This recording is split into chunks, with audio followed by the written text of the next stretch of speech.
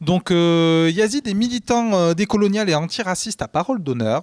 Tu es aussi cofondateur de l'école démocratique de Paris. C'est ça?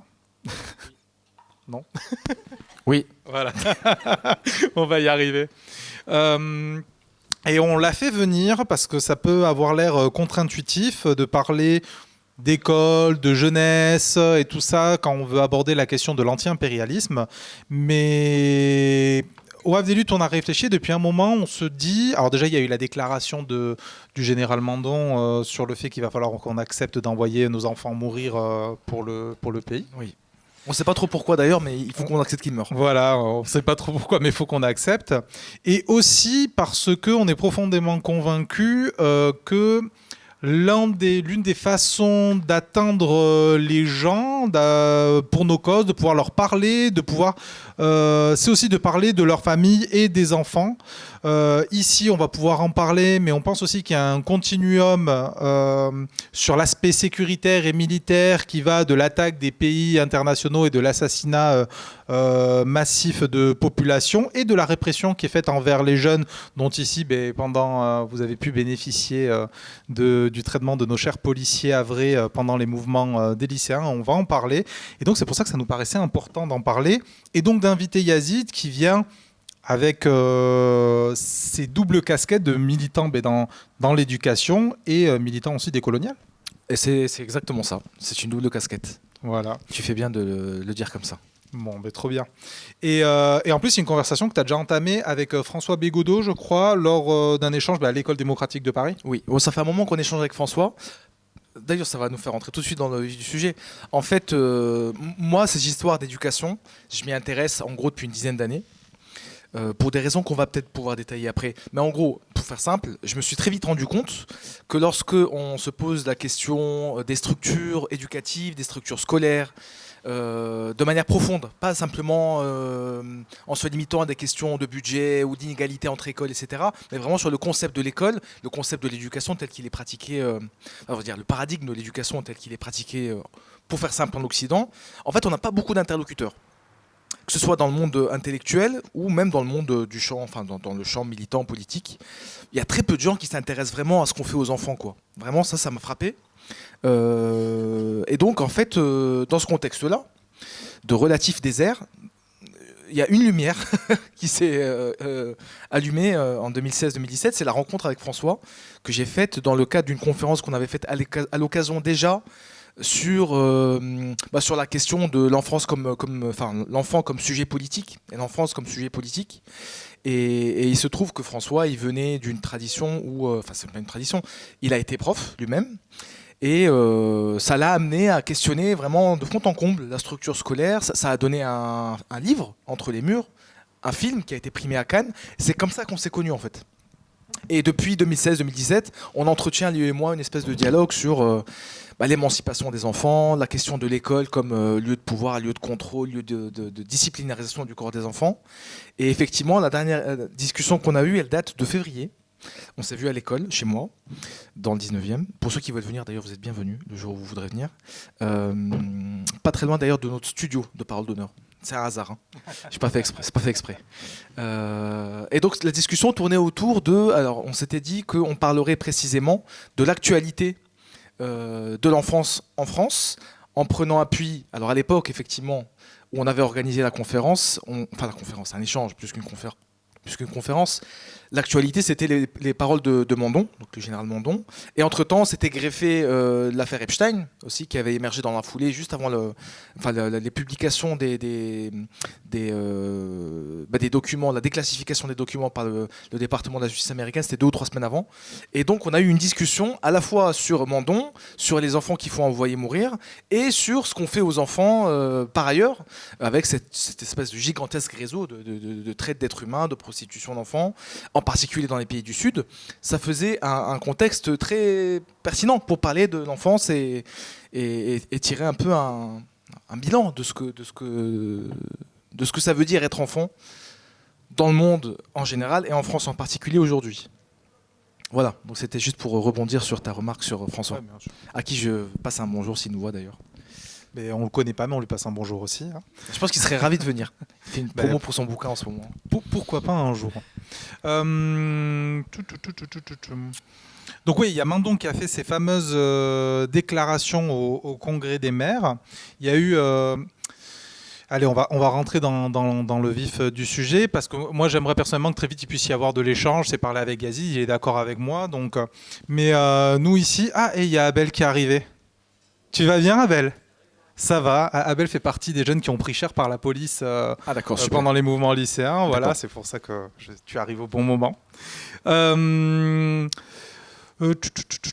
Excuse-moi, je me suis un peu perdu. Voilà, bravo Abel. Si. Nous ici on a été témoins depuis cette rentrée sociale. Tu sais, cette rentrée sociale elle a commencé avec les mouvements Bloquons tout. Il y a eu une tentative quand même de toute la gauche de s'emparer d'un moment politique et de faire quelque chose. Et ici ville ouvrière, ville avec un passé communiste et un passé un présent communiste, syndicaliste très présent. Il y a eu des mobilisations sous diverses formes, les syndicats d'un côté, les partis, les citoyens, et tout ça a essayé de faire symbiose, de s'organiser. Et il y a une particularité qu'on ne voit pas tout le temps, c'est qu'il y a aussi les lycéens qui sont rentrés dans la danse. Et quelque chose qu'on a pu remarquer, il y a 2 points qu'on a pu remarquer. Le premier, c'est que quand la jeunesse rentre dans la lutte, ça crée une dynamique dans tout le champ politique traditionnel. Mais on a remarqué aussi quelque chose, c'est que alors qu'on pouvait avoir des milliers de personnes dans la rue, des dockers qui sortent, des citoyens qui se mobilisent pour aller bloquer à 5h du matin des grands axes routiers ou reprendre des ronds-points, etc., ceux qui se sont fait accueillir par la police, photographier, on a tous vu un peu les différentes méthodes, malgré une forte présence syndicale, malgré tout ça, c'est la jeunesse. Ici, c'est arrivé jusqu'à aller avec des LBD devant les lycées, armes au poing, boucliers, gazeuses, etc. Et déjà, je voulais t'interroger sur ça, tu vois, sur quel est ton avis sur l'augmentation de la sécurisation du rapport à la jeunesse ? C'est une question profonde et qui demande beaucoup je pense, de temps pour être développée. Moi, dans l'échange que j'avais eu avec François, il y a 2 mois, j'avais émis l'hypothèse avec lui que là, on est en train d'atteindre le paroxysme d'une séquence qui a démarré, en gros, avec l'épisode où Nicolas Sarkozy a été ministre de l'Intérieur.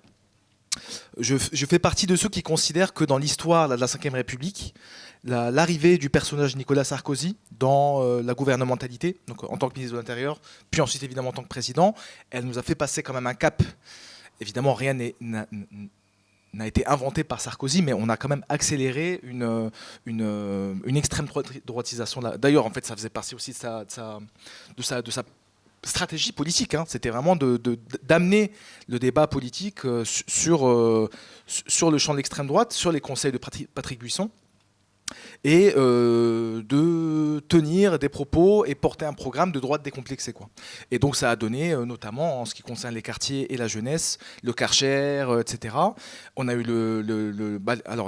l'état d'urgence de 2005 en réaction aux émeutes, même si ce mot pas forcément très joli, mais émeutes qui sont elles-mêmes la conséquence de la mort de Ziad Bouna. Bien qu'il ne soit pas responsable directement de l'état d'urgence, c'était Dominique de Villepin qui l'était à l'époque, mais on est arrivé avec lui dans un contexte où c'est devenu normal de considérer les enfants, en particulier les enfants indigènes, peut-être on fera ensuite la différence entre les types d'enfants, mais les enfants indigènes deviennent des enfants, des ennemis intérieurs, quoi.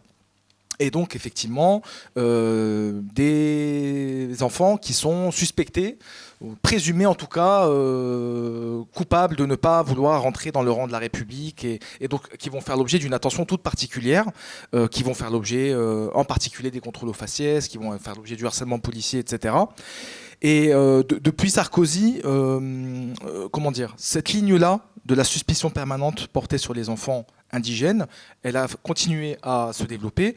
On a eu l'épisode aussi de la présidence Hollande qui a été terrible. Les vraies grosses violences dont on a été victime en tant que militant, pour le coup militant entre guillemets blanc ou blanchi, ça a été à partir de la loi travail 2016-2017. Mais ça arrive après une séquence qui avait déjà commencé 12-13 ans avant, au cours de laquelle les premières victimes en fait de cette espèce de fascisation en devenir en fait du dispositif étatique, elle avait été impulsée par Nicolas Sarkozy. Donc ça commence comme ça. Et donc évidemment, dans un premier temps, c'est des comportements policiers qui sont circonscrits en gros au territoire habité par la population héritière de l'époque coloniale, donc plutôt des Arabes et des Noirs pour le dire clairement. Et progressivement, en fait, si tu veux, à mesure aussi que comment dire, les crises du capitalisme vont se démultiplier et on va se retrouver tous, en gros, menacés de déclassement par les différentes initiatives législatives qui vont être prises par Sarkozy, puis par Hollande, etc. On va tous se retrouver progressivement, en fait, de plus en plus sur le front, à se battre contre la police et donc à faire l'expérience en fait d'une pratique policière qui va devenir de plus en plus raide et qui va effectivement se généraliser à l'échelle de l'ensemble de la population.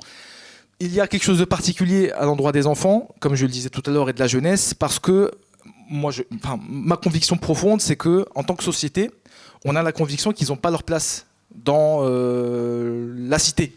Ils n'ont pas leur place dans des endroits où on va discuter politique. Ils n'ont pas vocation à donner leur avis. Ils n'ont pas vocation à être entendus. Ils ont vocation à se préparer en fait à la vie qui les attend après. C'est une vie de salarié, quoi.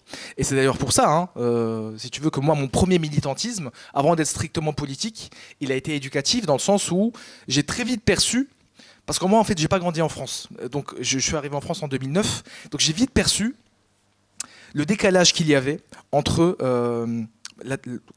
toute la rhétorique politique et démocratique dont on aime bien se gargariser, en particulier en France, mais aussi dans les autres pays occidentaux, la démocratie, la souveraineté populaire, etc., qui revient dans les bouches assez régulièrement, en particulier lorsqu'on parle de l'école, qui est pensée comme étant un endroit où on préparait les enfants à la citoyenneté. Donc, le décalage entre ce discours-là et le constat, qui est qu'en fait, dans l'ensemble, les enfants, à partir du moment où ils sont pris en charge par des institutions, la crèche et puis surtout l'école après, rentrent dans des environnements dont la règle numéro 1 est quand même la captivité, la contrainte et l'exercice d'une forme de pouvoir de la part des adultes qui vont être là pour les classer, les trier, les remettre dans le rang quand ça ne va pas. Et donc je pense qu'en fait, cette façon-là de concevoir l'éducation, elle a forcément des conséquences dans le rapport qu'on va entretenir à l'endroit de cette population, qu'on va considérer comme étant, vraiment au sens étymologique du terme, des enfants, des gens qui n'ont pas de voix. C'est ça que ça veut dire, enfant. Donc voilà, moi ça m'étonne pas du tout qu'effectivement les premiers pris pour cible dans une manifestation, au-delà du fait d'ailleurs qu'ils sont peut-être un peu moins forts que les autres et un peu moins expérimentés, c'est qu'en fait on considère qu'ils n'ont pas leur place là et qu'on va leur dire où sont vos parents, on ne les considère pas comme étant des acteurs politiques à part entière. C'est à mon sens vraiment extrêmement grave. Je me permets de te lancer par rapport, on va dire, à l'aspect militant dans l'éducation, en suivant un peu de ton travail et le travail de l'école démocratique de Paris. Déjà, moi, il y a quelque chose sur la place des enfants, comme tu dis, au sein de l'école, au sein de la société, mais surtout au sein de l'école, qui est l'une des grandes parties où ils passent leur vie. Vous, j'ai déjà l'impression que vous avez quelque chose de presque friotiste, où vous passez de l'école de la compétence à l'école de la responsabilité. Il y a une façon d'essayer aussi d'éduquer à la responsabilité et à la décision en commun.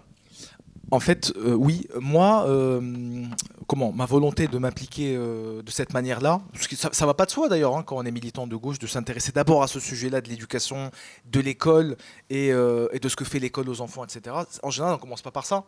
Moi, comme je le disais, c'est vraiment lié à cette espèce de paradoxe que je voyais se déployer sous mes yeux, où, en particulier, je trouve, pour le coup, sur la question scolaire, en particulier en France, on va quand même beaucoup mobiliser un imaginaire de la démocratie, de la préparation à l'exercice de la citoyenneté. C'est quand même très présent. Là, du coup, maintenant, ça prend aussi une forme un peu nationaliste, chauvine, avec les drapeaux, bientôt l'hymne national, sans doute, je ne sais pas.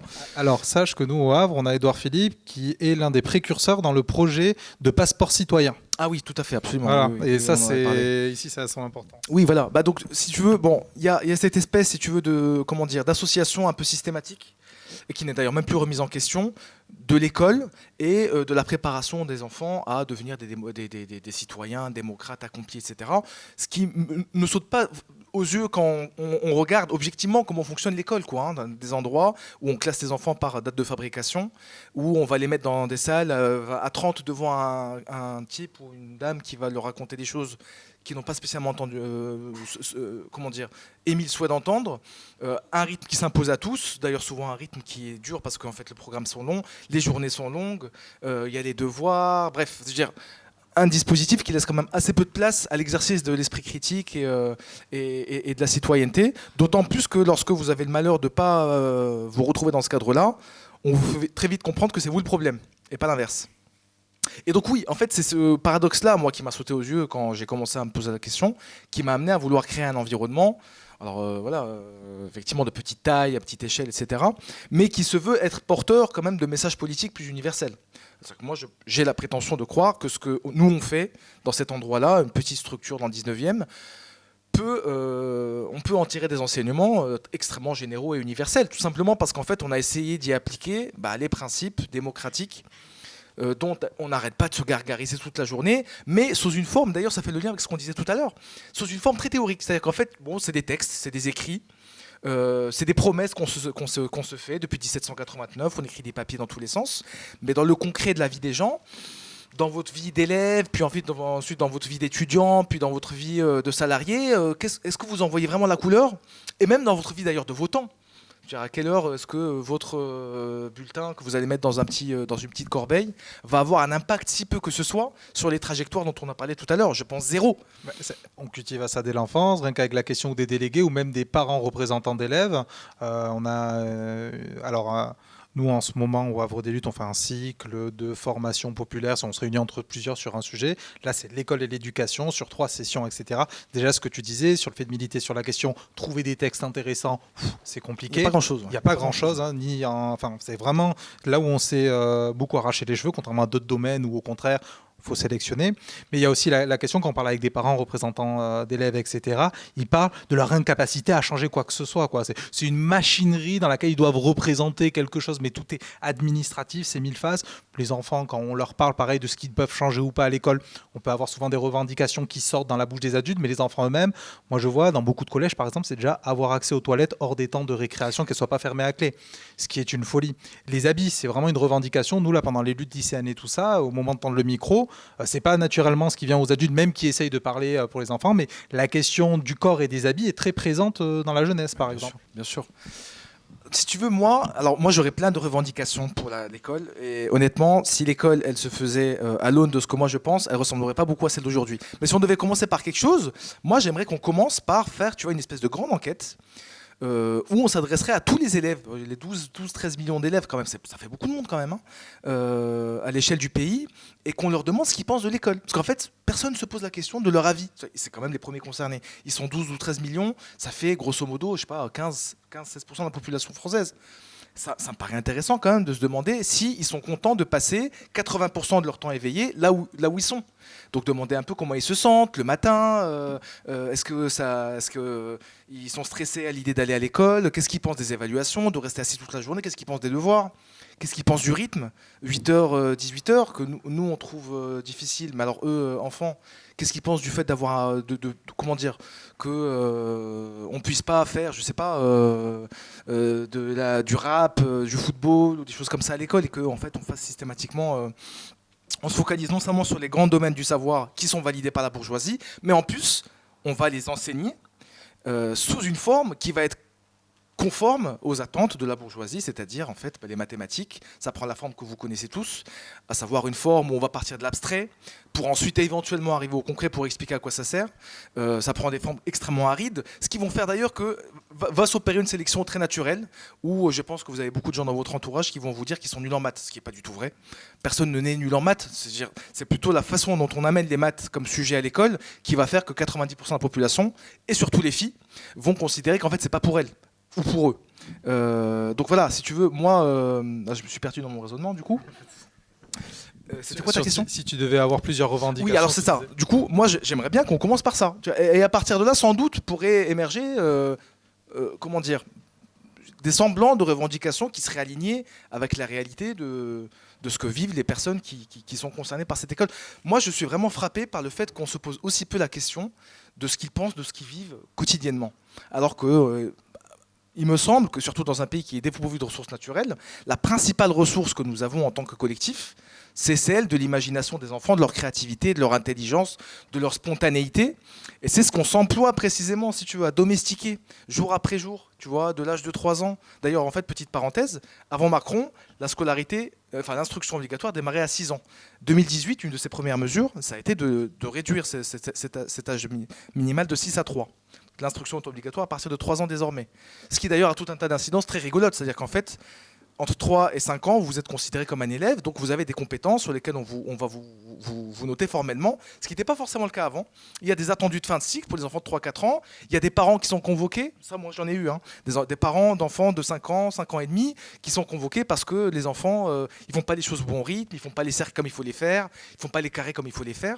Donc en fait, on les fait rentrer tout de suite dans cette mécanique à 3 ans.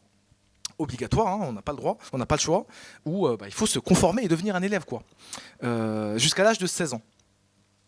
Donc en fait, je veux dire, 16 ans c'est l'âge de l'instruction obligatoire, c'est l'âge maximum. Au-delà, ensuite, vous êtes plus concerné, mais les conséquences de ce que vous avez fait de 3 à 16 vous suivent. C'est-à-dire qu'en fait, si vous avez été un bon élève, vous allez continuer à l'école. Si vous ne l'avez pas été, vous êtes ensuite perdu de vue, vous allez vendre du shit, vous allez faire je sais pas quoi.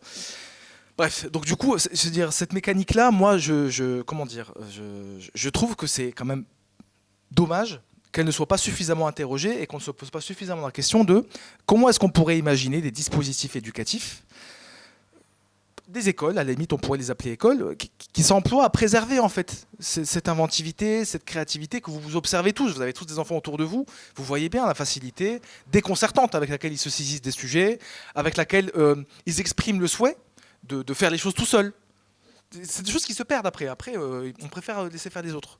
La facilité avec laquelle ils apprennent des langues, etc. Alors on me dira, il y a sans doute des arguments neuroscientifiques qui expliquent pourquoi on apprend vite quand on est jeune.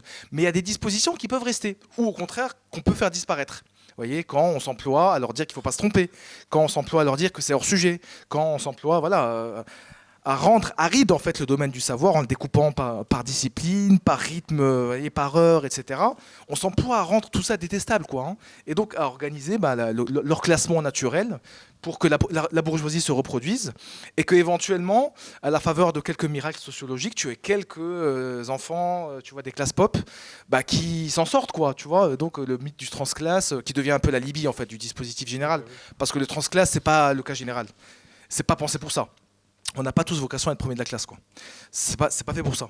Donc voilà, pour résumer, c'est vraiment ces sujets-là qui moi me tiennent à cœur et dont j'aimerais bien qu'on puisse se saisir ensemble pour en discuter et en faire un vrai sujet de débat politique, quoi.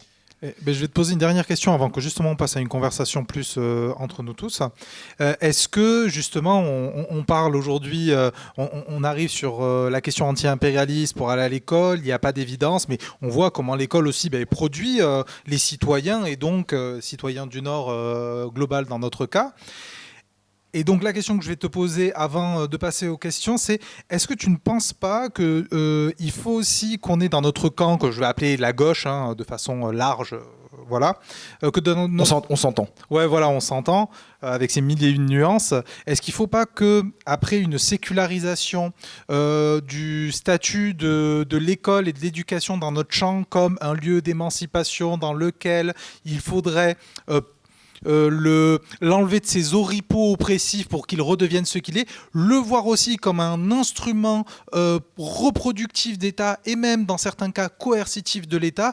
On le voit avec les questions de l'abaya, du voile, comment ça crée un tri social, sur les questions et raciales. Et raciales, sur les questions, oui, principalement raciales dans ce cas-là, sur les questions de genre, comment on va avoir d'un côté l'EVAR, ce qui va être mis pour responsabilité d'apprendre aux enfants la question du non-harcèlement et tout ça à l'école et sur les questions de DSS, alors que le premier producteur de genre dans la vie d'un enfant, c'est l'école elle-même.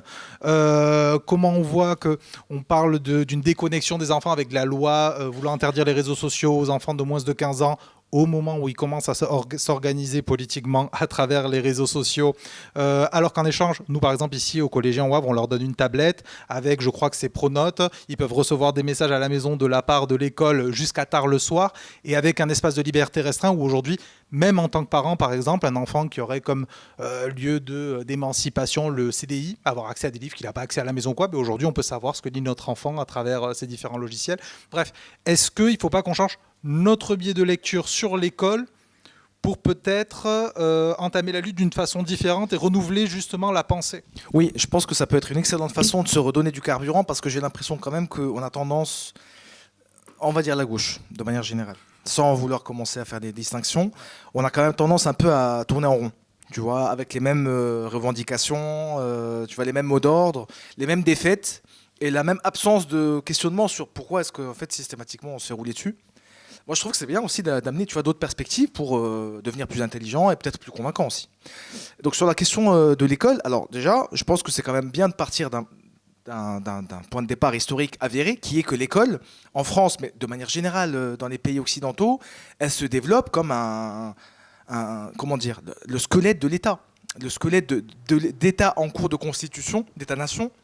En l'occurrence, en France, l'école de la République, elle a été un outil décisif, par exemple, pour la destruction des spécificités régionales, qu'elles soient d'ailleurs linguistiques, métrologiques, culturelles, tout ce que vous voulez. Elle a été un outil absolument décisif, pas qu'en France, en Italie aussi, par exemple, mais à travers la délégitimation des dialectes régionaux, etc.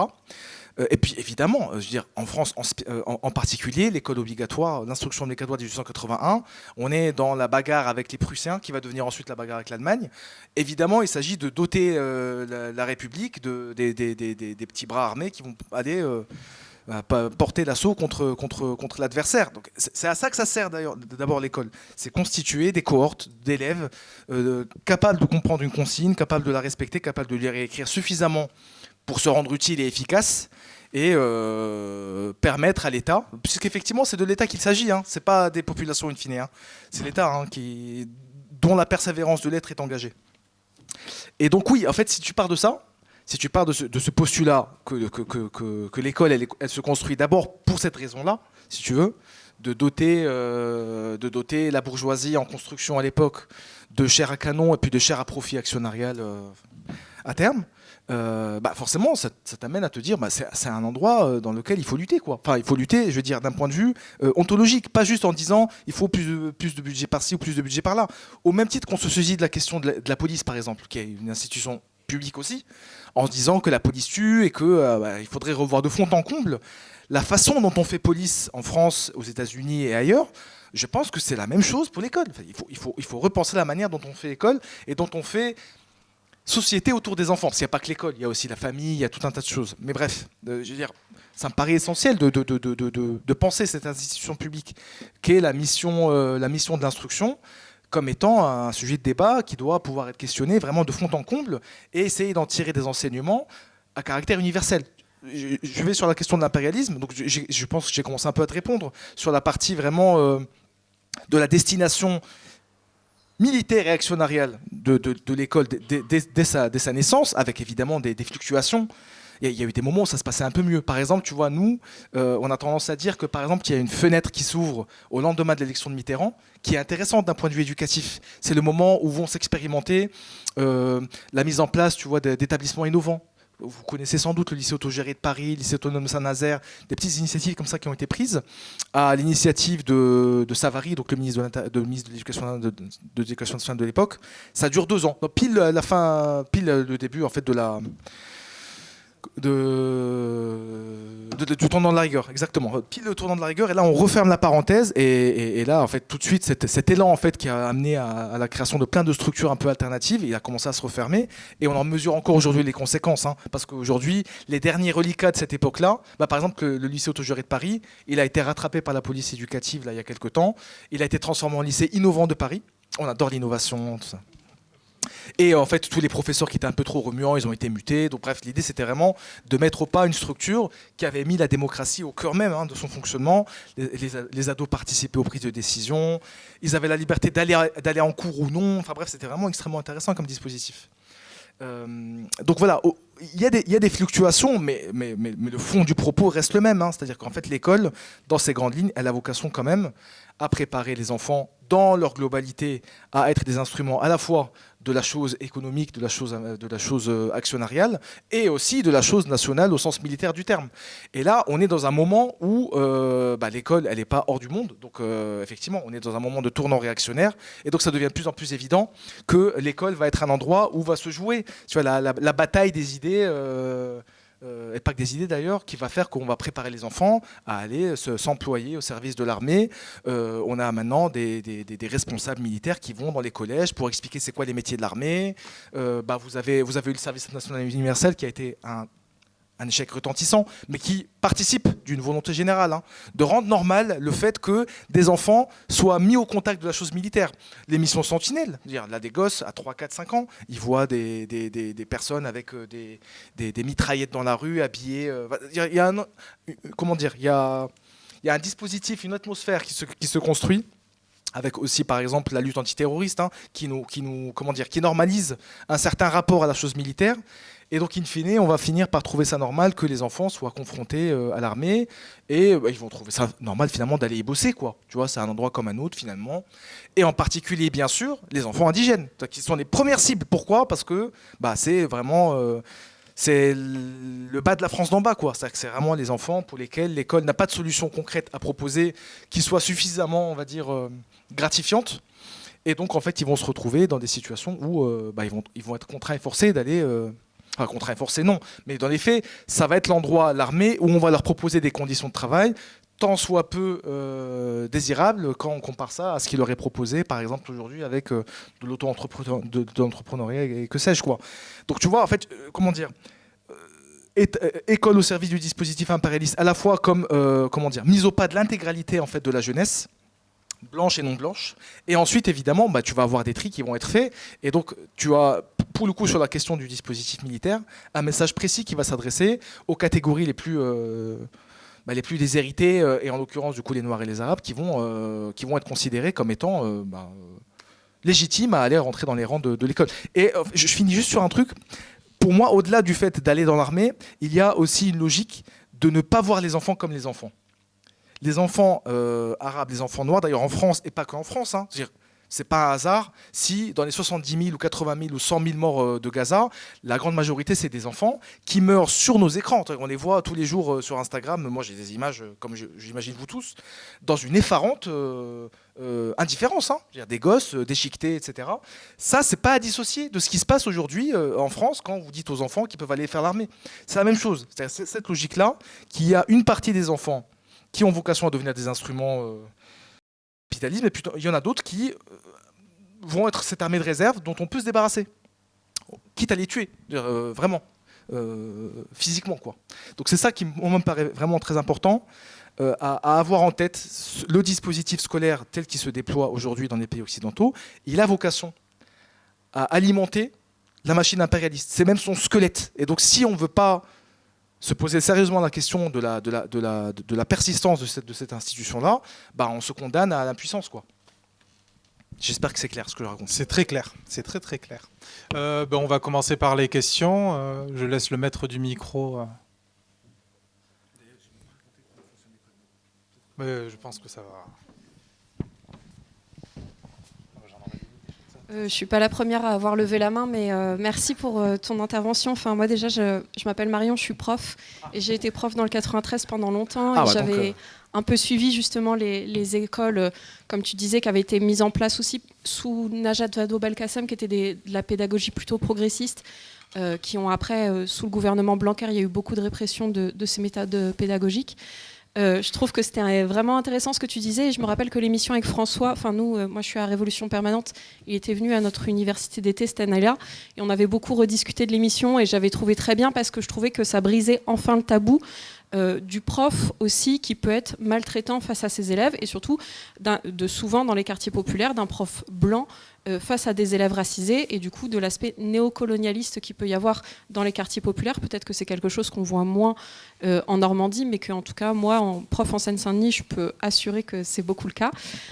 En tout cas, je trouve bien tous les éléments que tu avances aussi sur la préparation à la marche forcée vers une école de guerre notamment au travers de beaucoup de la coercition, comme on dit, et surtout, à la fois de voir que l'école, c'est une institution au service de la bourgeoisie, d'un point de vue à la fois de, comme on dit, préparer les corps, assis, debout, lever la main, ne pas aller aux toilettes, se lever à 8h, aller à l'école à 8h, repartir à 16h30, et même dans les quartiers populaires, maintenant finir jusqu'à 18h, etc.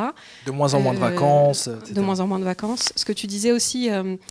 mais bon, après, il y a un youtubeur il y a quelques années qui avait fait ce fameux sondage sur les rythmes scolaires, qui l'a amené jusqu'au ministère de l'Éducation et qui s'est fait évidemment refouler en mode pas du tout. Ce qui montre bien que dans le système tel qu'il est, quand bien même tu fais un grand sondage sur les rythmes scolaires ou sur l'école qu'on voudrait, il s'en balèque. Parce qu'en vérité, c'est une question aussi de société dans laquelle on veut vivre.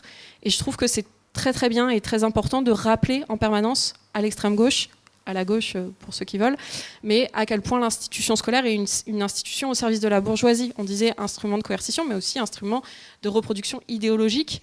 Et le racisme institutionnel est d'une puissance incroyable. François Bégodeau, il disait qu'il était un des rares profs à l'époque à avoir lutté contre la loi de 2004 et avoir fait une tribune de profs, chose qui est trop méconnue, je trouve, parce qu'aujourd'hui, on est empêtré, vous voyez, dans l'islamophobie d'État sur le biais de l'institution scolaire, avec les histoires de abaya, avec les histoires de jeunes filles musulmanes qui ne voudraient pas aller à la piscine, où ils en sortent de tous les 3 jours. Là, ils se sont un peu calmés, mais souvent, à la rentrée, on a des sorties racistes et particulièrement islamophobes, ce qui nourrit beaucoup le racisme français. Et je pense que c'est bien de voir le terrain de l'école plus comme un terrain politique. Et après, moi, le truc que j'avais trouvé comme limite à votre émission à l'époque, mais je pense que c'est parce que la tâche, elle est énorme, c'est le rôle des profs militants dans tout ça. Et c'est bien parce que vous reveniez un peu sur le rôle des élèves plus militants, qu'est-ce qu'ils peuvent faire, etc. Comme je vous disais, moi j'étais dans le 93. Il y a 2 ans, on a fait une grosse mobilisation où on a essayé de drainer autour de nous des parents d'élèves, des élèves, pour réclamer davantage de moyens, mais aussi pour dénoncer un système à bout de souffle, le système de l'éducation. On en parlait tout à l'heure avec un camarade qui est médecin, comme le système de la santé, ils sont à bout de souffle par les coupes budgétaires, etc., mais aussi par manque de projets idéologiques à gauche et à l'extrême gauche. Et moi, c'est pour ça que j'ai toujours vu d'un très bon œil les propositions pédagogiques comme tu peux faire, où il y a des démocraties, des micro-démocraties, on va pas se mentir, hein, mais en tout cas habituer les élèves à voilà, un peu l'auto-organisation, etc., quoi. Mais du coup, je trouve que c'est important de se retrouver et de parler beaucoup de ça, de comment l'école, elle prépare à marche forcée à la guerre, et en tant que prof, de s'y opposer aux côtés de nos élèves, tout simplement parce qu'on est déjà un peu des instruments, en fait, de cette reproduction sociale et idéologique, et que là, quand on nous dit vos élèves, et après je pense qu'il faudrait voir, parce que c'est vrai que les élèves des quartiers populaires sont les premiers touchés, mais il y a aussi beaucoup d'élèves blancs dans les quartiers populaires. Enfin, moi je suis prof à Coquery et à Graville, qui vont se retrouver aussi sur les rangs, hein. Enfin, je veux dire, c'est évidemment beaucoup racisé, mais c'est aussi beaucoup précarisé, donc c'est ça qui va se passer. Mais du coup, c'est ultra important aujourd'hui de voir comment il peut y avoir un front de profs anti-impérialistes, anti-militaristes, qui donnent confiance à la jeunesse aussi, comme elle l'a fait sur la Palestine, pour commencer à être une jeunesse plus anti-impérialiste jusqu'au bout et qui s'organise sur ces questions. Et du coup, je trouve bien que tu sois venu pour nous parler de ça et de voir comment on peut alimenter le débat et réfléchir tous ensemble, parce que en vérité, souvent, la corporation des profs, je vais être désagréable, mais elle se bat sur les moyens. Oui. Et peu sur les questions idéologiques. Et ça, je pense que c'est une déformation syndicale qui a été faite ces dernières années, où on se bat contre des fermetures de postes, parce qu'il n'y a plus de papier dans l'imprimante, etc., qui sont des questions évidemment importantes, hein, sur nos moyens matériels, etc. Mais on ne se bat plus pour questionner c'est quoi l'éducation qui est fournie aux élèves, qu'est-ce qu'on nous demande d'être comme agent. Et je trouve que notre rôle en tant que prof militant, moi révolutionnaire, les autres je ne sais pas, mais il doit être là. Il doit être d'être face à l'État, face à notre propre institution, et aux côtés de nos élèves, pour leur réclamer un meilleur avenir et évidemment une meilleure société. Mais en tout cas, je trouve que la discussion peut être très riche et très passionnante, et Et j'invite tout le monde un peu à donner son point de vue. Et même, je repensais quand tu parlais à voilà, une classe qui se tient sage. Tu te rappelles ce truc vraiment de coercition où les élèves de Mantes-la-Jolie s'étaient fait mettre à terre, etc. Enfin, ça, c'était scandaleux. Je repensais aussi au potentiel révolutionnaire des élèves après le meurtre de Naël. Là, au potentiel révolutionnaire avec les mobilisations sur la question palestinienne. Enfin, je pense que la jeunesse est un vrai sujet révolutionnaire et que la question que nous, on doit voir, c'est que l'éducation, elle est au cœur de la société et qu'on peut avoir beaucoup de rôles à jouer, mais que le problème, c'est qu'il faut un peu montrer la voie face à ça. Et je trouve que la discussion peut nous permettre un peu de réfléchir à ces questions, en tout cas. Et juste petit rappel, parce que tu parles justement du meurtre de Naël. Ici, avant les mouvements lycées où les lycéens se sont pris une forte répression, le précédent policier dans les luttes, là où la police a été la plus active et la plus répressive, ça a été pendant les mouvements de révolte suite au meurtre de Naël, même au Havre. En plus, il y a eu des stratégies juridiques de les faire passer en justice plus tard pour pas qu'il y ait de résistance populaire, etc. Alors nous, on a eu des comparutions immédiates beaucoup dans le 93. Moi, j'habite dans le 93. Alors nous, ils avaient fait, je crois, la décision stratégique de décaler pour que justement le mouvement en soutien se dissolve. Oui, tout à fait. Avec des peines, alors en tout cas vers chez nous là, les peines étaient extrêmement sévères souvent d'ailleurs pour des délits qui étaient anecdotiques. Alors en fait, moi je suis d'accord avec toi. Sur le rôle décisif, théoriquement, que devraient avoir les professionnels de l'éducation que sont les professeurs. Puisque, alors moi, il me semble, d'après ce que je peux en voir, que c'est une population, au sens professionnel du terme, qui souffre beaucoup aujourd'hui au travail. Du fait de ce que tu racontes, à savoir la dégradation des moyens de travail. Et puis, je pense aussi à une vraie démonétisation du métier. C'est-à-dire que quand je compare la perception du professeur aujourd'hui en 2026 à ce qu'elle pouvait être, par exemple, il y a 50 ans, où on pouvait en fait s'enorgueillir d'être un professeur dans le secondaire, on pouvait être dans un gouvernement avec cette légitimité-là d'avoir été professeur au lycée, etc. C'est plus vraiment le cas aujourd'hui. Donc il y a vraiment une démonétisation au sens symbolique du terme du métier et le fait que on travaille dans des conditions dégueulasses, quoi. Je veux dire, voilà, mais je vous apprends rien. Mais malheureusement, et ça, François, je trouve qu'il le dit très bien. Il me semble que le mal dont souffrent les professeurs, en fait, ils le décrivent mal. Et c'est moins une question, comme tu le disais très bien, de moyens et de répartition budgétaire, etc., que de raison d'être en fait du métier. Tu vois, c'est-à-dire pourquoi tu es là, pourquoi tu as des enfants devant toi toute la journée, pourquoi tu t'épuises à faire la police 45 minutes sur 55 minutes de cours, etc., etc. Est-ce qu'on ne pourrait pas imaginer un dispositif où toi, en tant qu'adulte, tu as effectivement la responsabilité d'accompagner des enfants en cours de construction psychologique, intellectuelle, etc., vers l'émancipation et vers le développement intellectuel, mais sans transformer cette responsabilité d'eux en pouvoir sûr. Enfin, c'est ça l'enjeu pour moi. La discussion intelligente à avoir, c'est celle-là. Comment est-ce qu'on peut imaginer notre rôle en tant qu'adulte dans l'accompagnement de ces enfants, de ces jeunes, qui sont, en fait, comme je le disais, notre seule et unique ressource à l'échelle nationale, puis de manière globale, à l'échelle planétaire. Comment est-ce qu'on fait pour réinventer un rôle de l'adulte au service de ses enfants, qui soit un rôle qui soit, comme je le disais, pas celui du geôlier, mais plutôt celui du facilitateur, du soutien, de l'accompagnateur. Ce qui d'ailleurs contribuera aussi à faciliter, je pense, la vie beaucoup des adultes. C'est-à-dire qu'une fois que vous vous êtes débarrassé de ce fardeau et que vous arrêtez d'être la police, franchement, ça se passe beaucoup mieux. Évidemment, je ne dis pas qu'il faut abandonner la lutte sur l'augmentation des salaires, le dégel du point d'indice, c'est pas ça le sujet. Je dis juste qu'en fait, par-delà ça, il y a aussi la question de la réalité du métier qu'on exerce et la réalité de ce qu'on sert comme cause en tant qu'enseignant, professeur, et comment est-ce que ce qu'on fait prête le flanc demain à ce que les enfants soient mis au pas, envoyés à l'armée, etc., de manière très très naturelle, qui se préparent aussi à travailler dans des conditions objectivement hyper dégradées. C'est-à-dire là, la sécurité de l'emploi n'existe plus, entre auto-entrepreneurs, la retraite à 80 000 ans, enfin voilà, je veux dire, la perspective qui s'offre à eux, elle est franchement pas joyeuse, et nous on les prépare à ça. Avec ce dispositif scolaire empreint de docilité, de préparation à la fatalité, etc. Enfin, je veux dire, vraiment, il y a un vrai continuum. Et donc, moi, je serais pour qu'on puisse avoir cette discussion. Elle n'a pas lieu. Donc, je ne sais pas si cette rencontre peut être l'occasion d'un début de quelque chose à l'échelle du corps des professeurs. Je ne sais pas, une avant-garde éclairée qui aurait envie de discuter d'autre chose, en plus des questions budgétaires, évidemment, qui concernent tout le monde, des orientations de politique économique de Macron, de Hollande, de Sarkozy, tout ça, on est bien d'accord, il faut en parler. Mais au-delà de ça, je pense qu'il y a quelque chose de spécifique au métier de celles et ceux qui accompagnent les enfants à l'école, qu'il faut débattre, quoi. Donc moi, le jour où il a lieu ce débat, je viens avec plaisir, je participe. Mais il est intéressant de se poser la question de savoir pourquoi ça n'a pas lieu. Tu vois, pourquoi est-ce que c'est des sujets qui sont aussi peu saisis, et pourquoi dans nos milieux un peu de gauche, où il faut quand même se le dire, il y a beaucoup de profs. Tu vois, il y a beaucoup de professeurs dans les directions syndicales, dans les directions de partis politiques. Enfin, il y a quand même beaucoup de gens qui ont, dans leur trajectoire, à un moment donné, eu la charge des enfants. Pourquoi ces personnes ont autant de mal à questionner, en fait, tu vois, la raison d'être de l'école, son fonctionnement, son organisation, le dispositif, la contrainte qui est exercée sur les enfants, etc. Moi, je pense qu'il faut vraiment que ce débat soit ouvert, mais vraiment de fond en comble, quoi. Alors, juste pour la petite anecdote, Marion, en plus, avait participé à un Faucon en cause à l'époque avec François, je ne sais pas si tu t'en souviens, et où on entame un petit peu ça, et tu seras sûrement réinvité en septembre-octobre, parce qu'on continue à l'entamer. Oui, là, on m'entend, là, très bien.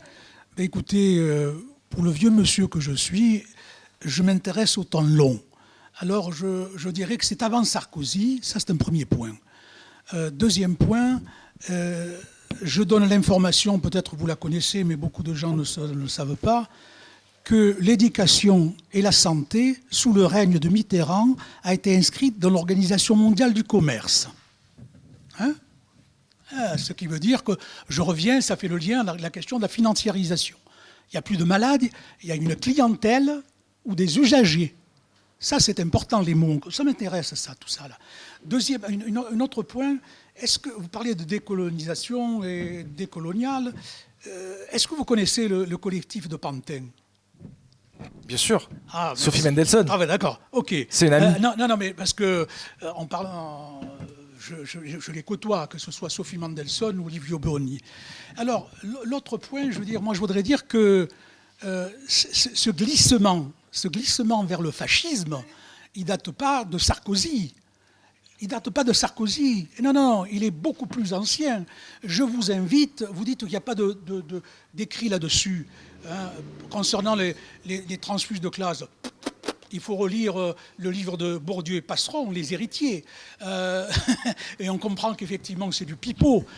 Maintenant, la montée du fascisme, je veux dire, il faut lire ceux qui ne l'ont pas lu ou relire ce qu'a écrit ces lettres de prison Antonio Gramsci. Je crois que là, on comprend que c'est loin, vous voyez, le ton long, mais c'est le PP qui dit ça.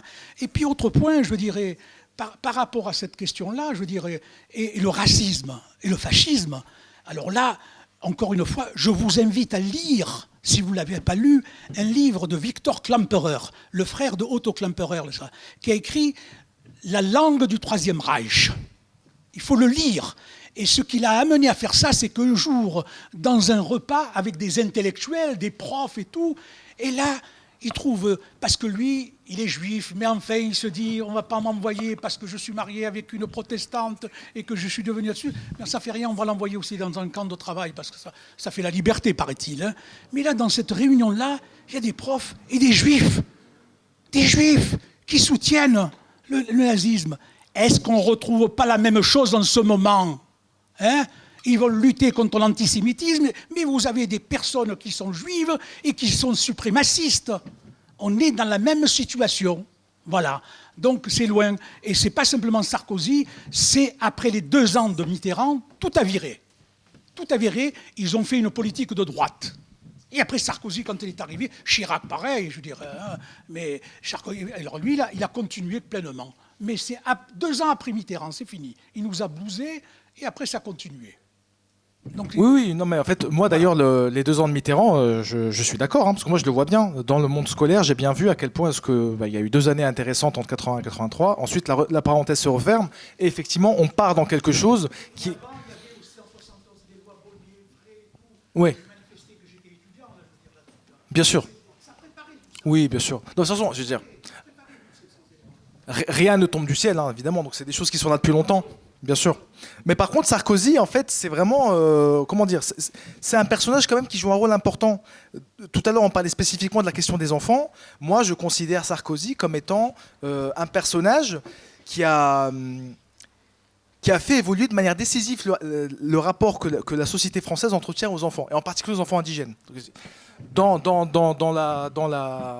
son bilan politique global, qui est quand même celui d'une personne qui a installé définitivement les idées de l'extrême droite au rang, c'est vrai, c'est tout à fait vrai. Absolument. Mais là, si tu veux, si vous voulez, on est dans une situation où l'héritage Sarkozy, c'est 30% RN désormais, RN premier parti de France, etc. Donc c'est pas exactement les mêmes.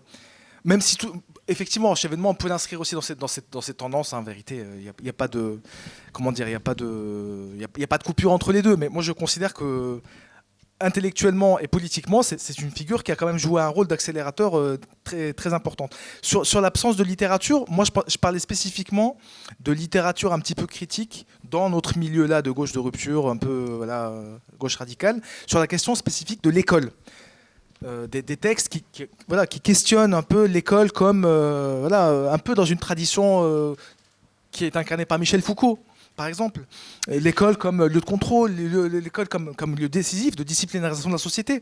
Ça, il y a peu d'écrits vraiment profonds et critiques et vraiment... Et critique dans une continuité parce que l'école, effectivement, le projet de l'école tel qu'elle est remonte à il y a longtemps. Bien sûr. Par contre, rien qu'entre moi et mes enfants, moi j'avais le bac, je faisais la fac que je voulais.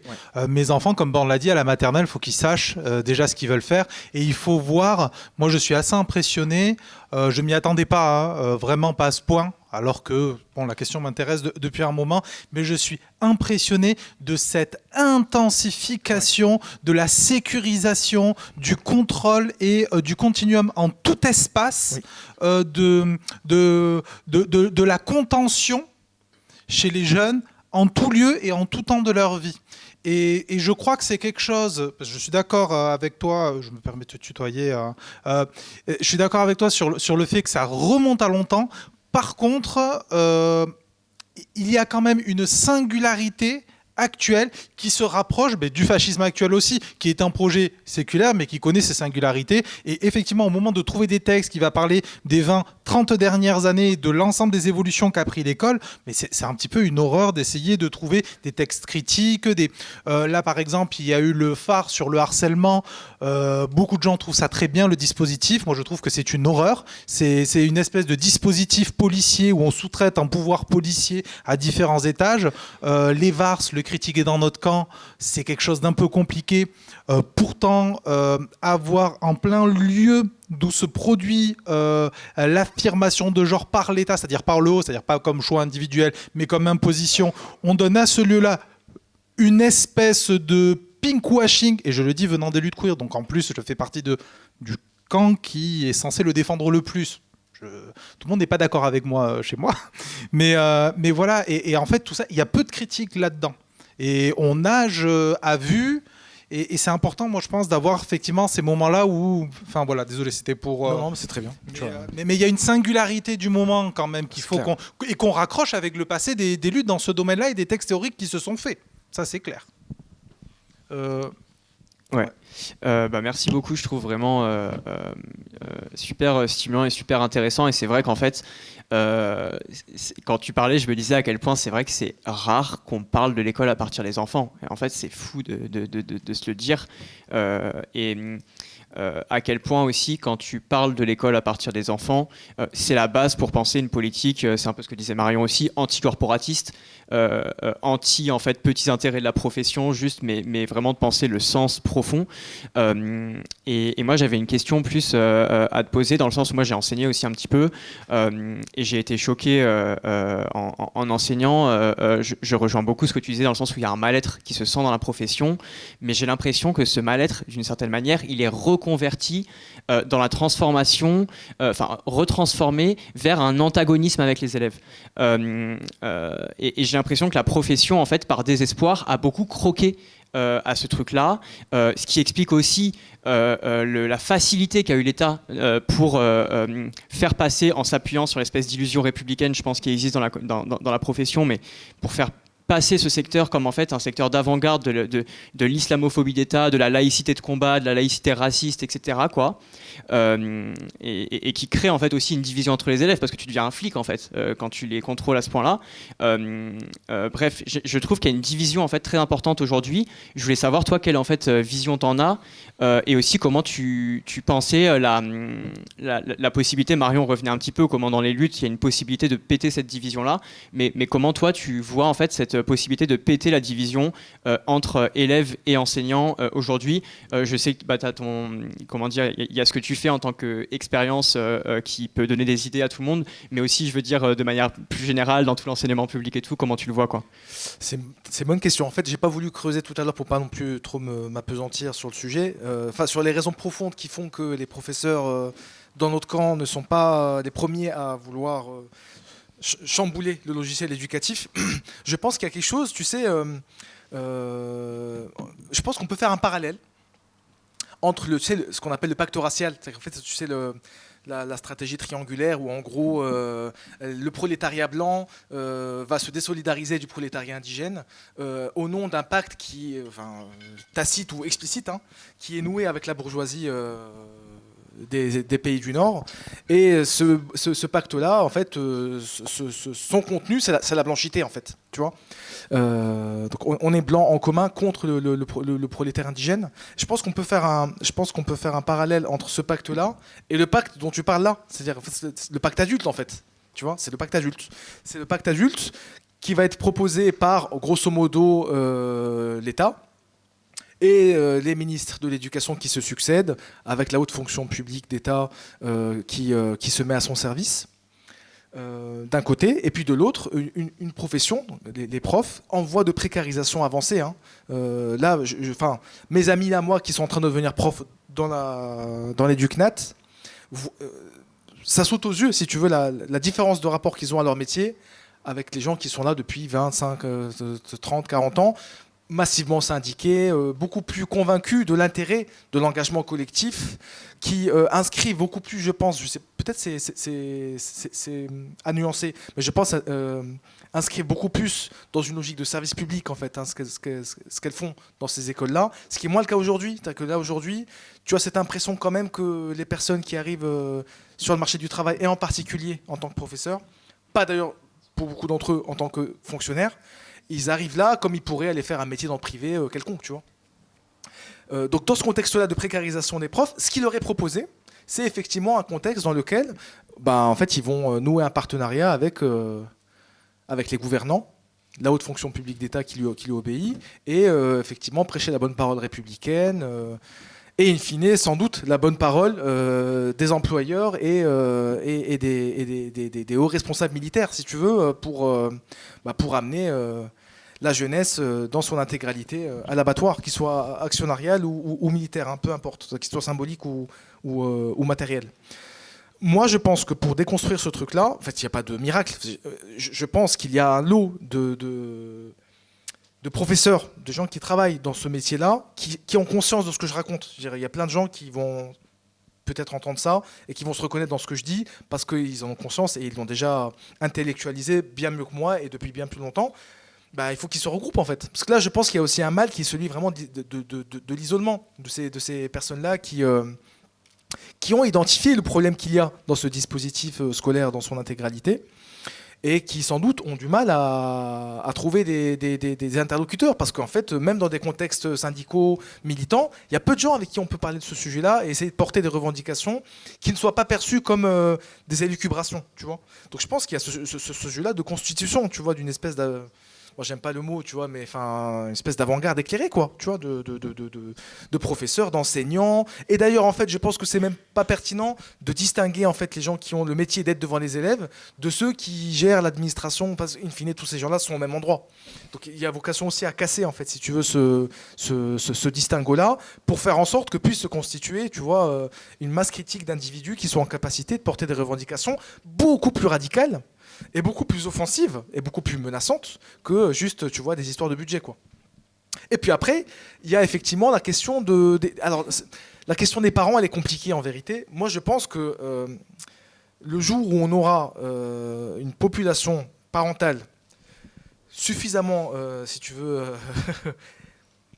apte à ne pas relayer bêtement le récit scolaire, parce qu'en fait le récit scolaire c'est que l'enfant ça va pas bien à l'école, donc on va convoquer les parents et on va faire la morale à l'enfant devant ses parents, et puis en fait ce qu'on attend c'est que les parents ils prennent le relais en fait, tu vois, de cette gueulante, et qu'à la maison en fait ça suive quoi. Il y a des parents qui font pas ce choix là, qui font le choix de se dire ok mon enfant il est ce qu'il est. Il se trouve que le cadre scolaire qui lui est proposé ne lui convient pas pour tout un tas de raisons. Tu vois, c'est pas que des troubles ou des retards ou je sais pas quoi. Ça peut être simplement une incapacité, une non-volonté de rester assis toute la journée, le fait de ne pas percevoir le sens de ce qu'on vous fait faire, le fait de ne pas avoir de temps pour faire ce que toi tu aimes faire. Tu vois, enfin, il y a tout un tas de raisons qui peuvent faire qu'en tant qu'enfant, en tant qu'élève, vous ne vous conformiez pas, tu vois, au logiciel scolaire.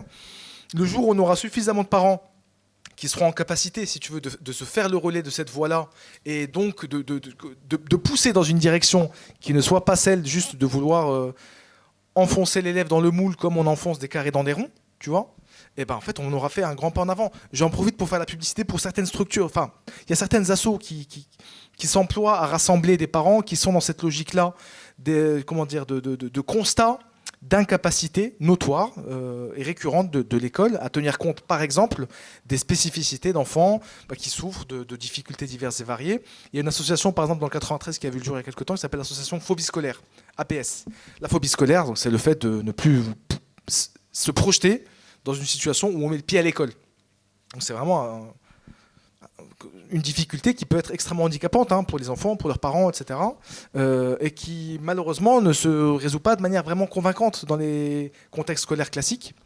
Et donc cette association-là, elle a, enfin, je parle de celle-là, je pourrais prendre d'autres exemples. Je pense à celle-là parce que j'en connais certains représentants.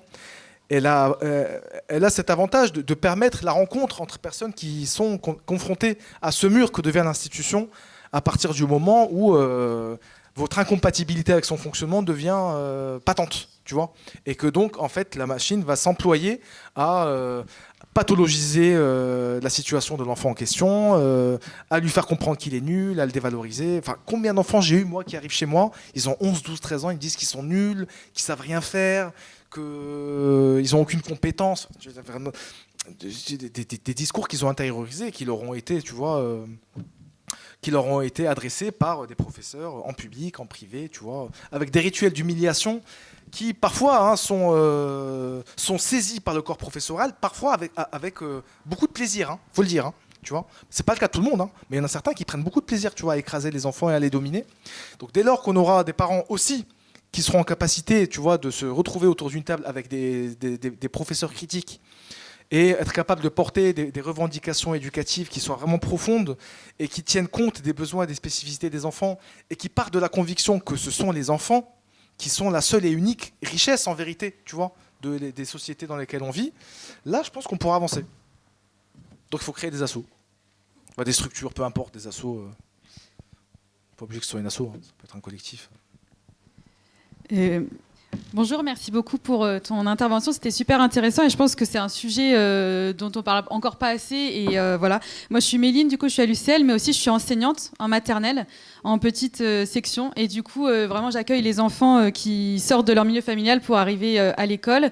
Donc au Bois de Bléville, donc c'est un quartier qui est laissé à l'abandon par les politiques publiques et ça se ressent complètement et c'est vrai que on a vraiment ce rôle aussi de passer du moment où ils sont à la maison dans leur structure familiale à maintenant il faut qu'ils soient des bons petits élèves, des bons petits soldats alors qu'ils ont 3 ans. Alors heureusement c'est la maternelle donc on peut faire des aménagements etc. Mais il y a quand même cette volonté de très vite en fait qui rentrent dans le moule quoi. Et en plus moi j'ai des petits et des moyens et du coup je me dis qu'en fait si c'est un peu horrible parce que si je fais pas bien ce taf là ils vont en grande section de toute façon se faire taper sur les doigts entre guillemets ou alors ce sera au CP quoi.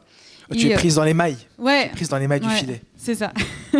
Et du coup en plus oui on parlait tout à l'heure des enfants qu'on va mettre dans des cases et tout ça mais maintenant on nous demande dès le milieu de moyenne section si on pense que cet élève là va redoubler sa grande section quoi et on dit alors est-ce que vous pensez que dans vos classes il y a tel élève enfin c'est horrible quoi et parfois dès la rentrée on dit bon oui, enfin la rentrée prochaine ça sera encore ça et bref c'est horrible on les met vraiment dans des cases comme ça Et au niveau de l'autorité, c'est vrai qu'il y a un attendu de l'autorité, c'est assez horrible. Bah, du coup, ça fait une dizaine d'années que je suis prof en maternelle et je me suis beaucoup... parce qu'effectivement, les formations, on n'a rien sur la psychologie de l'enfant, sur qu'est-ce que c'est. Et du coup, j'ai lu pas mal de livres. Et en vrai, c'était assez horrible parce que j'étais face à un... d'un côté, je voulais faire mieux et pas être, comment on dit, oppressive ou quoi. Mais en même temps, c'était horrible parce que je me retrouvais dans des classes, au début, j'avais 30 élèves en grande section, enfin des trucs comme ça.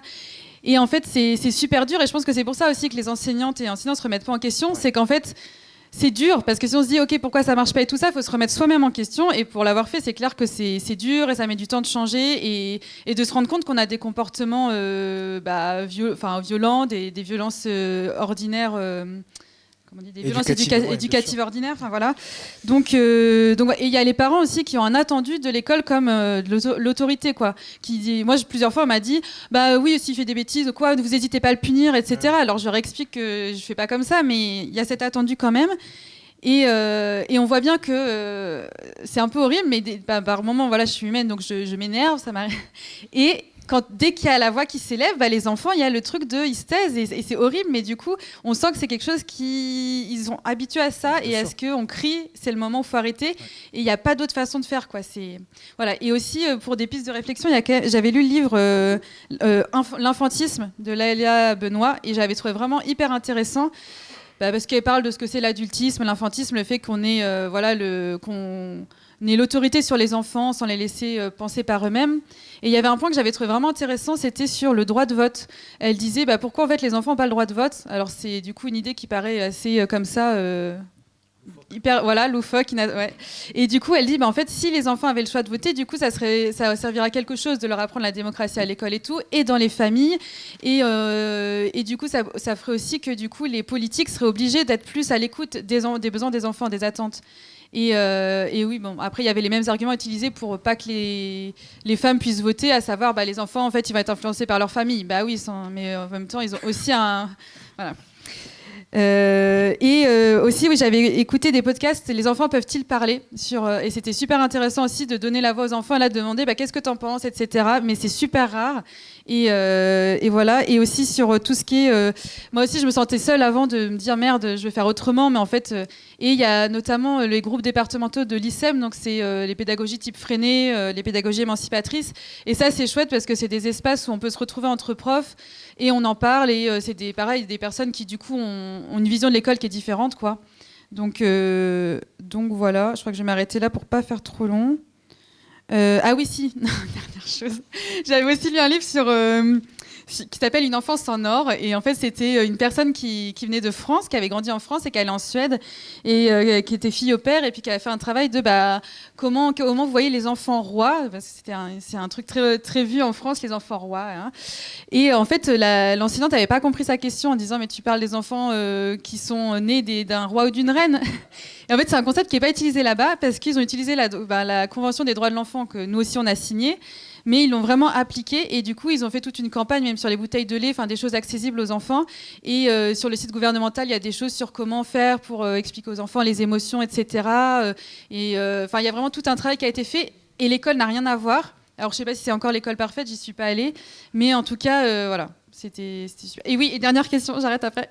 Mais du coup, je me demandais sur l'école que vous avez créée, sur quelle pédagogie vous êtes basé, d'où vous êtes parti un peu, etc. Oui, en fait, c'est vrai que je me suis rendu compte tout à l'heure, en parlant comme ça à la marge avec Alex, que j'ai pas vraiment dit comment on fonctionne, parce que je suis pas venu là pour faire la pub de ce que je fais. Hein.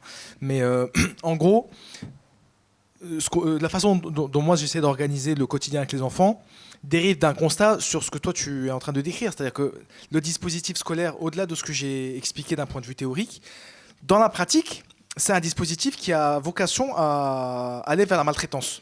Parce que tu as devant toi 30 élèves, tu as un programme à tenir, tu as des rites, tu as des collègues qui dépendent de toi parce qu'effectivement, comme tu le dis, tu vas leur passer les enfants l'année suivante, etc.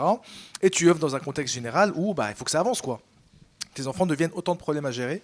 Et donc, il faut expédier. Donc, forcément, dans un contexte où ils n'ont pas émis le souhait d'être là,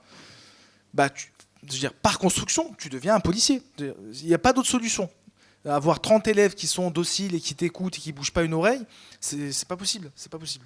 Donc forcément, tu te retrouves dans des situations comme celle-là où effectivement, tu lèves la voix, tu cries.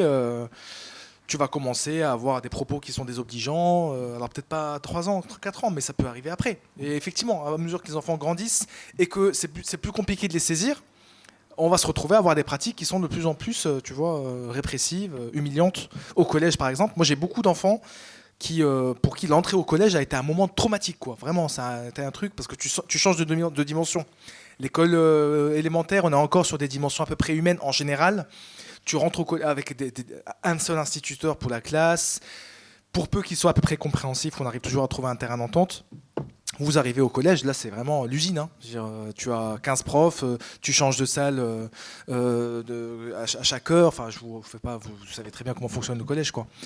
Il y a beaucoup plus d'élèves. Donc voilà, on rentre dans un cadre où, pour le coup, la tolérance à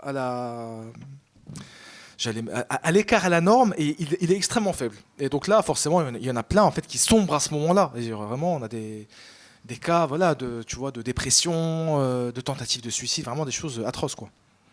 Qui en plus vont s'associer aussi à des dynamiques de harcèlement qui sont liées à la façon dont fonctionne l'école. Quand on essaye de sortir la question du harcèlement du dispositif scolaire, ça donne des réponses qui sont indigentes, tu vois, où ça va donner des mots d'ordre un peu, tu vois, creux de bienveillance, etc. C'est-à-dire, ça n'a pas de sens de se poser ces questions-là si on ne les inscrit pas dans le contexte dans lequel elles se posent, tu vois. Donc forcément, si tu pars de ce contexte-là et que tu te dis qu'il pose un problème, bah, tu essaies d'imaginer d'autres choses. Donc nous, ce qu'on essaye de faire, par exemple, en l'occurrence, c'est déjà avoir des structures, celle où moi je suis en tout cas, on n'est pas très nombreux. On essaie d'avoir une 50aine d'enfants. Et les enfants en question sont d'âges différents.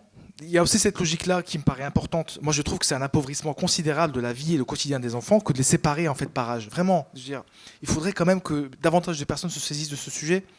Il n'y a aucun autre environnement social où on trouve ça normal qu'on soit classé en fonction de l'année à laquelle on est né. Sauf que là, oui, ça devient normal. Je veux dire, en fonction de ta date de fabrication, on va te mettre dans telle classe. Donc, il y a cette logique-là de vouloir décloisonner les âges et de fonctionner par petits groupes. Ça, c'est important. Et pour le coup, bon, c'est anecdotique, mais tu vois, par exemple, le dédoublement des classes qu'avait promis Macron, par exemple, c'est un truc qui n'est pas inintéressant, sauf que ça reste dans un dispositif général de répression. Donc bon, ça reste, tu vois, superficiel. Mais de manière générale, moi, je pense que, en tant qu'adulte qui a envie de fonctionner avec les enfants sous une forme non contrainte, avoir plus d'une dizaine d'enfants devant toi, c'est pas possible, en fait. Tu vois, 10, 12, 13. Moi, je parle de mon expérience personnelle. Quand je travaille avec des ados, des jeunes ados, bah, mais malheureusement, interdit de parler sans micro ici, monsieur. Ouais, il faut le micro. Bien sûr. Bah, c'est des évidences. Hein. Non, désolé, par contre, on va pas s'interrompre. On est littéralement en train de réinventer la roue, mais c'est évidemment des choses qui sont connues. Mais malheureusement, là, elles sont pas là. Personne n'en parle. Donc il est de bon ton de remettre ces sujets-là sur le devant de la scène pour qu'on en discute.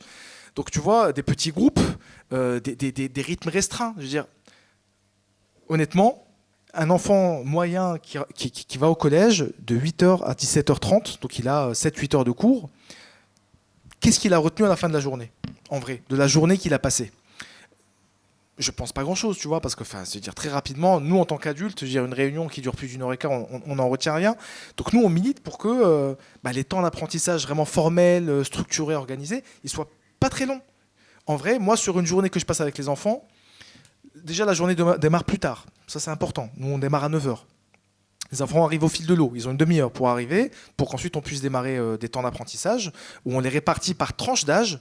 Parce qu'effectivement, il y a un moment où tu es aussi confronté à la contrainte technique de ne pas pouvoir faire des maths avec un enfant de 5 ans et avec un ado de 16 ans. Donc tu es obligé à un moment donné aussi de répartir sous une forme souple, tu vois, tes groupes pour que tu puisses faire des choses un peu sensées.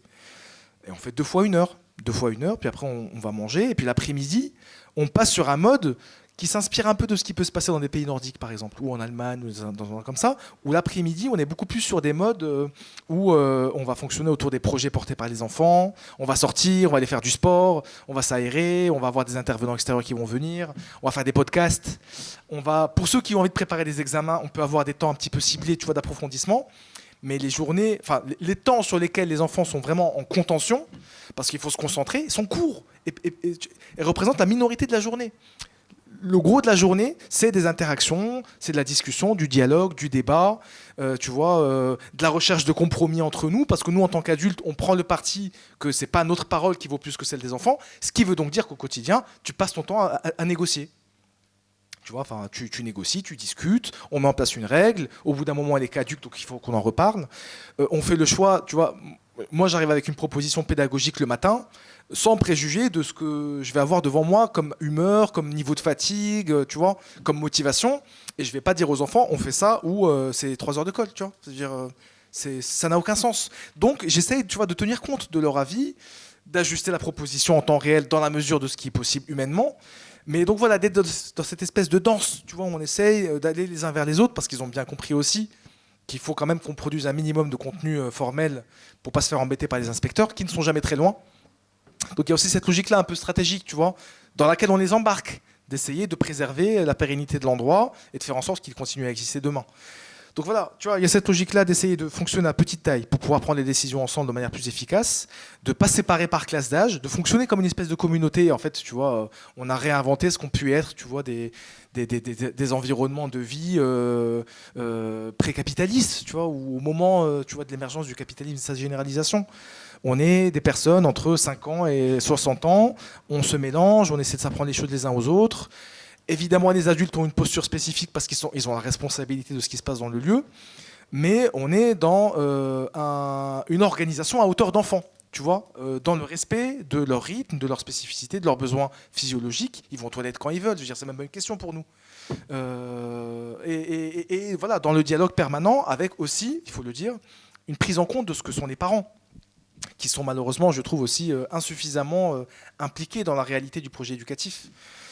Ça paraît logique, hein, d'ailleurs. Enfin, je dirais, des parents, dans un contexte aussi contraint et aussi disciplinaire, ne peuvent être que des auxiliaires de sécurité. Tu vois, je vois pas comment est-ce qu'on pourrait les impliquer dans la construction d'un projet pédagogique commun. C'est pas possible. Par contre, nous, on prend plaisir à écouter des parents qui parfois savent des choses mieux que nous. Hein. Je veux dire, moi, j'ai des psychologues, par exemple, qui interviennent à l'école, des parents. Parce qu'ils ont des choses intéressantes à partager avec les enfants sur les histoires de consentement, par exemple. Je suis très preneur, en fait, hein, tu vois, des compétences qui viennent de l'extérieur, et je ne me positionne pas, tu vois, en aplomb par rapport aux parents, ou même par rapport aux enfants. Hein. Quand je ne sais pas quelque chose, je leur dis. Parfois, il y a des choses qu'ils savent mieux que moi. Donc voilà, tu vois, c'est tout ça qu'on essaye de mettre en place dans l'endroit où je travaille, dans le contexte aussi où on essaie de prendre, dans la mesure du possible, les décisions de manière collégiale, tous ensemble, sans jamais être dans des... Ça, pour le coup, c'est vrai tout le temps. Il n'y a jamais de contrainte exercée sur qui que ce soit. Et ça, je pense que ça devrait être la ligne rouge de tout endroit où on prétend prendre soin des humains, quoi. On n'exerce pas de contrainte, dans le sens, comme je te le disais tout à l'heure, si quelqu'un arrive le matin et qu'il n'a pas envie de faire l'activité qui lui est proposée, on va essayer de trouver un compromis avec lui ou avec elle, mais personne ne va lui mettre un pistolet sur la tempe, quoi. Et le pistolet sur la tempe, il me semble que c'est un peu l'allégorie de la société capitaliste moderne, tu vois. In fine, c'est de ça qu'il s'agit, le pistolet sur la tempe. Et nous, on s'emploie à faire disparaître ce pistolet. Voilà, c'est un peu ça que je voulais te répondre. Je ne sais pas si ça répond, mais... On va faire une dernière question rapide, et puis après, je je suis vais essayer désolé. de faire très rapide parce que ça fourmille. Du coup, moi, j'étais pas sûr d'avoir bien compris. En fait, ma question ne fonctionnait pas. J'allais demander si tu avais fait dans le primaire, le secondaire, autre. Parce que moi, du coup, j'ai un petit frère de 10 ans de moins que moi, donc de 17 ans, qui va avoir son bac, qui est totalement dans une situation telle qu'elle est décrite depuis le début, alors que de base, c'est quelqu'un, mais uniquement par son père. C'est-à-dire que le jour où il a 18 ans, il est laissé à lui-même, il dégringole, il fait du transfuge vers le bas. C'est quelqu'un qui a toutes les cartes en main et qui réussit quand même à se retrouver dans une situation de burn-out et qui est vraiment la preuve que même pour les gens censés être au-dessus, ça ne peut pas durer. Ça va commencer à attaquer la chose. Et lui-même le constate davantage chez ses camarades qui sont plus précarisés que lui. Et il sait très bien que c'est ce qui va lui arriver parce qu'il ne peut pas continuer à se reposer sur un père, en l'occurrence défaillant. Surtout, ça m'a parlé, parce qu'en plus, tu dis que tu es du 19e arrondissement, Paris. C'est là-bas que j'ai travaillé en tant qu'AESH dans une maternelle, la maternelle Brunet. dans le Pial Plateau, et avant ça c'était c'était encore une autre appellation. Alors pour parler ça vite fait, j'ai jamais connu, mais sur le moment j'étais impossible de m'en rendre compte, parce que je suis quelqu'un qui de base a un capital culturel par ma mère, qui m'a fait me réaliser comme élève et donc un objet de l'éducation au CP. J'étais incapable de faire la moindre analyse alors que je travaillais pendant 2 ans et demi en tant qu'animateur périscolaire spécialisé auprès des enfants handicapés et AESH. Dans cette école, j'ai été abruti, totalement incapable, alors que c'était vraiment une maquette, mais 1 sur 1, de l'école est impérialiste, l'école c'est l'empire français, avec le roman national, c'est-à-dire que j'avais même une collègue qui a contribué contre moi à un harcèlement parce qu'elle est née en Israël, et moi je suis venu avec un kéfier, et c'est tout. Enfin, vraiment, il y a eu de tout. Et surtout, on est particulier comme dans cette école parce qu'on était très représentatif du fossé culturel qu'il peut y avoir, parce qu'on était à la fois sur l'une des rues où il y a les plus grands... c'est tous les manoirs, toutes les villas du 19e.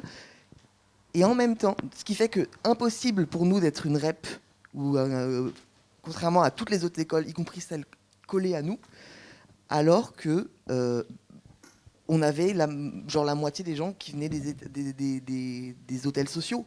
Et au milieu, il y avait d'autres personnes. Et c'est là-bas que j'ai vu, pour ma troisième partie, et je finirai là-dessus, sachant que de base, j'ai fait de la socio et j'ai été éducateur spécialisé, j'ai vu comment la MDPH est utilisée, comment l'ASE est utilisée dans l'éducation nationale comme des moyens de pression, comme des polices sociales supplémentaires, notamment contre les enfants racisés.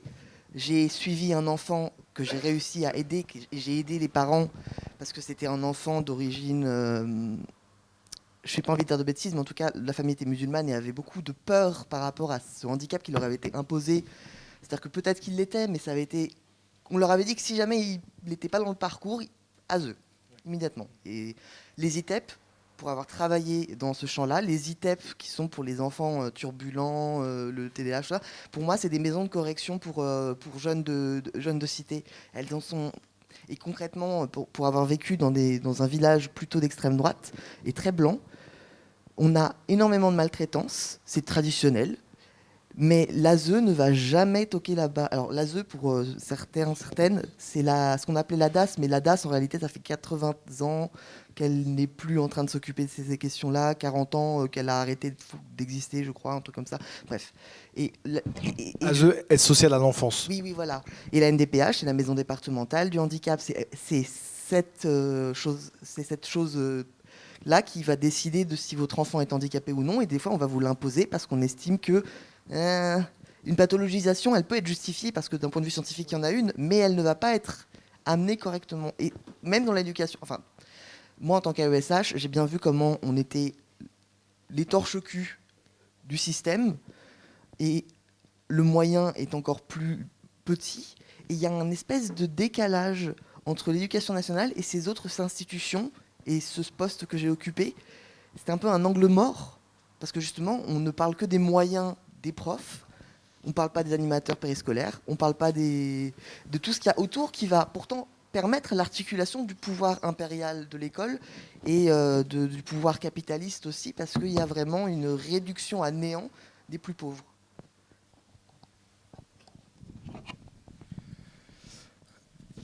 Alors déjà sur le 19e, tu as raison de dire que c'est un environnement particulier, parce que en fait c'est le lieu où se retrouvent toutes les contradictions de la société française, mais aussi et surtout de la société, de la micro-société parisienne. Parce que c'est à la fois un territoire qui est une grosse population, on va dire indigène, africaine, maghrébine, etc. Une forte population, enfin historiquement, c'est une communauté juive très présente, très importante dans le 19e. Et puis bien sûr, un arrondissement qui est gentrifié de longue date et dans lequel on a aussi une proportion de la population blanche, aisée, aussi non négligeable. Donc tu vois, tu as vraiment toutes les contradictions qui peuvent se retrouver sur un territoire qui au final est assez restreint. Et c'est des choses qu'on ne retrouve pas forcément avec la même acuité dans d'autres coins de Paris. C'est vrai que c'est ça que moi j'ai trouvé intéressant dans le 19e. C'est riche, hein, mais c'est vrai que ça donne à voir des choses qui peuvent être extrêmement violentes dans des contextes scolaires. Et je suis d'accord avec le fait que l'école, parmi en fait, les caractéristiques, on va dire, secondaires liées à son essence, tu vois, de squelette de l'ordre social établi, elle va aussi, tu vois, s'intégrer dans un dispositif, par exemple, judiciaire, où elle va contribuer, elle va apporter sa contribution, par exemple, au harcèlement judiciaire de familles qui sont en situation de précarité. J'ai vu bon nombre d'ailleurs de familles passer par chez nous, dont les parents ont été embêtés, comme tu le disais, hein, parce qu'il y a eu des signalements, des informations préoccupantes. Tous ces outils en fait, qui servent en gros à l'institution pour faire part à la justice de ses inquiétudes quant au devenir des enfants, parce que on considère que les parents ont des pratiques familiales qui sont pas dans la norme, quoi. Tu vois, donc moi j'ai eu des enfants par exemple qui se sont retrouvés avec leurs parents devant la justice parce que on considérait qu'ils avaient un rapport qui était trop fusionnel et effectivement, comme tu le disais, c'est souvent des gens par exemple qui sont dans des contextes d'extrême précarité, d'hôtel social, etc. Et donc en fait ça vient vraiment c'est vraiment la double peine, quoi. Donc pour le coup je pense que c'est important d'inscrire l'institution scolaire dans ce dispositif général de répression avec la justice, d'ailleurs aussi avec la police, tu vois. Enfin, régulièrement on a vu comment est-ce que surtout là à la faveur de ce qui est en train de se passer depuis le meurtre de Samuel Paty, comment est-ce que l'institution scolaire peut se transformer aussi en machine à délation et contribuer à la répression d'enfants parfois jeunes, hein. Tu vois, j'ai le souvenir de comment il s'appelait le jeune garçon maghrébin de 8 ans qui s'est retrouvé au commissariat après la minute de silence pour Samuel Paty. Bref. Oui, c'est vrai, je sais pas. On a eu ce genre de folies qui se sont produites, tu vois, là, il n'y a pas si longtemps, hein. Il y a quelques années.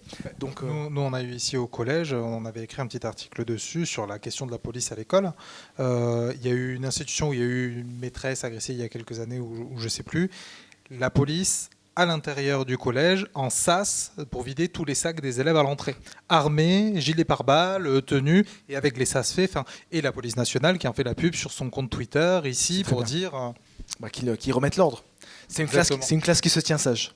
Ah bah, en même temps. Non mais, je veux dire, comment dire, peut-être, ça peut être d'ailleurs une stratégie, peut-être pour essayer d'inscrire l'école, l'institution scolaire, dans son essence, dans le débat public, peut-être y a-t-il lieu de mettre en avant, d'ailleurs on va rien inventer, mais mettre en avant les liens qui se construisent entre cette institution et les autres institutions de la répression des familles et des enfants précaires, alors indigènes mais pas que évidemment.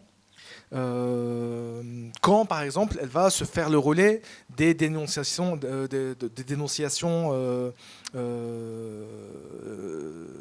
sur les questions de radicalisme, quand elle va se faire le relais des dénonciations sur les pratiques familiales qu'elle considère comme étant non conformes à ce qui est attendu des parents dans un contexte comme la France. Et donc il y a évidemment des liens qui se construisent par essence en fait, tu vois, entre la justice, la police, l'école, et tout ça fait au final un dispositif général. On pourra continuer à discuter après. Un dispositif général qui est effectivement a pour maître mot la répression et la disciplinarisation. Je suis désolé, je dois arrêter là l'échange. Ouais, après il faut qu'on fasse avec Vincent. Merci beaucoup. Merci à vous, c'était un plaisir. Alors, juste à titre d'information, nous c'est un sujet, ça fait, vous le voyez peut-être pas sur la partie publique de l'iceberg du Havre des Luttes, mais ça fait un petit moment qu'on bosse dessus sur le fond. Ça va faire partie de notre agenda, notamment à partir de la rentrée. Il va y avoir des articles qui vont être écrits. On va essayer de réfléchir des événements autour de la question, avec peut-être un moment... l'espace suffisant pour que même les concernés se sentent légitimes pour pouvoir prendre la parole. Mais voilà, nous, on est profondément convaincus qu'il y a un angle mort de la gauche sur la question de la jeunesse, sur la question de l'école, sur la question de la famille aussi. Vraiment, voilà. Donc nous, si ça vous intéresse, n'hésitez pas à suivre ça parce qu'on va arriver avec ça. Ensuite, je vous conseille aussi de suivre Parole d'honneur, qui est un média qui... en plus des questions antiracistes, décoloniales, aborde aussi, vous faites partie des premiers que moi j'avais vu réinterroger la question de la famille, la question, bref. Oui, absolument, parce qu'effectivement, le discours un peu mainstream qu'on peut entendre sur la famille dans nos milieux, c'est un discours, en gros, la famille c'est nul, quoi. La famille c'est nul. Il faut abolir la famille. Il faut abolir la famille. Et on va pas plus... Bref, en fait, c'est un peu, comment dire, c'est un peu la Il est reparti. conséquence logique d'un discours un peu empreint de enfin, c'est vraiment de l'individualisme méthodologique appliqué en fait au champ des luttes, qui fait que en fait on considère qu'on est un ensemble d'individus qui peuvent évoluer de manière autonome et qui n'ont pas besoin d'attaches spécifiques, ni familiales, ni amicales, ni autres. C'est un teaser pour la partie 2, tu devras revenir. Oui. Peut-être avec d'autres camarades d'ailleurs, ça sera l'occasion. Oui, parce que du coup, ça serait l'occasion de dire que la famille, ça peut aussi être un endroit qui protège les enfants. En l'occurrence, surtout des enfants qui sont un peu opprimés, quoi. Oui, et comme on a pu subvertir la sécurité sociale ou subvertir d'autres choses, on pense à l'abolition, mais jamais à la subversion. Exactement. Et à la socialisation, à la désétatisation de ces institutions-là, qui, moi, me paraît l'axe par lequel il faudrait que voilà. Mais on en reparlera. Oui, non, mais c'est un sujet fondamental et captivant, il faut en parler, quoi. Ouais. Ben voilà, donc partie 2 bientôt. En tout cas, en attendant, à parole d'honneur, vous aurez plein de biais par lesquels penser ça. Le Havre des luttes aussi, on va continuer à bosser ça. On se fait 5 minutes de pause et puis on enchaîne par une troisième prise de parole, où encore une fois on devra couper à la fin parce qu'on aura tous plein de questions à se poser.